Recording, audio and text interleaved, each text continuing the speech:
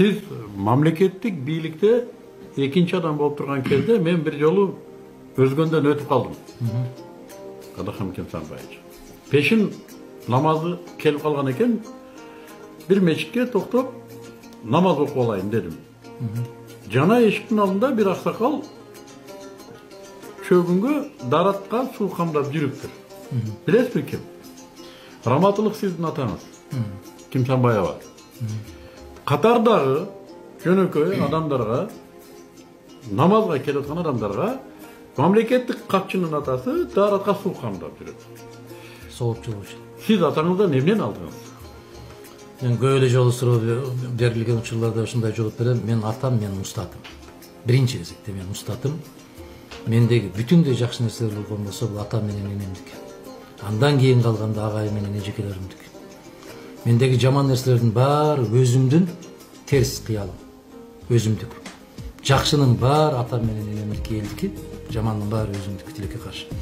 Мен ошол атамды азыр рахмат сизге айтып калдыңыз. Мына ошол киши менен көп эле жанагы жумуш иштери менен барып калганда, башта депутат болуп жүргөндө көптөгөн депутаттар менен чогуу барып калганыбызда тизесине чейин былай кечип, ошол жерде күрүч айдап, таш терип жүргөнүн көрүп, көптөгөн кишилер, депутаттар айткан. Ушул жерде иштетпей эле койбойсуң. Атаңды иштетпей эле койбойсуң. Эми уятко атаң ушундай болуп карачы. Этинен көтөрүп жүргөнүн карачы деп. Эмне үчүн мен уялышым керек? Мен эмне үчүн уялышым керек? Ал киши өмүр бою мектепте мугалим болуп иштеди да, пенсияга чыккандан кийин мугалим болуп иштеп жүргөндө да колунан кетмен түшү эмес. Дыйканчылык. Биз өз оокатыбызды өзүбүз кылчубуз. Ошондуктан өз эмгеги менен жасап аткандан кийин биринчиден ажыга барам деп ошол жердин баарын ташын терип кийим айтты. Бир 70 тележка таш бердим деп. 70 араба. Араба. Чоң трактор менен ушул таш болгон жерге ушуну алып тердим. Эме прицеппи? Прицеп. 70 прицеп таш. Ошол терип баягы сууну агызып, ошол суу менен кошо келген кумдардан жер топтоп, ошол жерге дыйканчылык кылып, анан биринчи ажыга кетип баратканда мен ата, мына ажыга баратасыз, ушуга чай ичип коюңуз десем албай койгон. Анан мен дагы бир жакын жигит ошо атамды алып барып, баягы жерге акчасын төгүп атканда $100 жетпей калган экен, $50 жетпей калган экен, мына Айшата деп $100 бере койсо албай түртүп коюп, жанындагы өзү менен чогуу бараткан бир кишиден алыптыр. Анан ал өтө капа болуп, сыртка чыгып алып, менден албай тиги кишиден алдыңыз десе, балам, сенден алсам, кайра кайтарып берип атканда албай коюп мени уят кыласың. Бул кишиден аманатка алдым, алып келип кайтардым. Мен үйдөн чыккандан баштап канча күн Аллах насип кылган болсо, зиярат жасап, ажылыкты бүтүрүп, кайра үйүмө киргенге чейин бир күкүм нан маңдай теримсиз табылган акчадан оозума салбашым керек деп.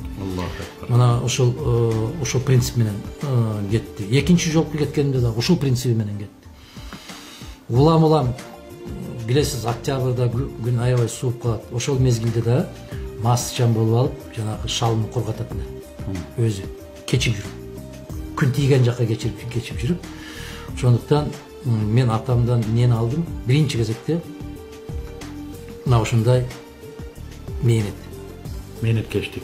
Биринчи кезекте ушундай мээнет жасап, бардык тапканымды, балам, мен ушундай болуп калганда айтчу эле, балам, мына жетекчи болуп атасыңар, башка болуп атасыңар, мунага чай ичип коюңуз, балдарыңызга кичине белек алып койдум эле десе, ошону алып келип неберелеримдин оозуна салба дейчү. Неберелердин оозуна салба. Экинчиден мен өткөндө интервью бергенде айттым, шалны билесиз да сиз, көптөгөн кесиптештерибизге караганда шүгүрчүрүк сиз билесиз. Шалы десем өткөндө чочуп кетти да, ал эмне депчи. Мен бир барып калсам, ошол кетменин көтөрүп адаттагыдай эле талаада жүргөн экен, дача деп коебуз, ошол жерге барып, анан отуруп чай ичип атып, экөөбүз аябай кучакташып, жытташып, сүйлөшүп отуруп, мага айтты, балам, могул беттеги шалын кара да, бул беттеги шалын кара. эмне айырмасын көрүп атасың деди.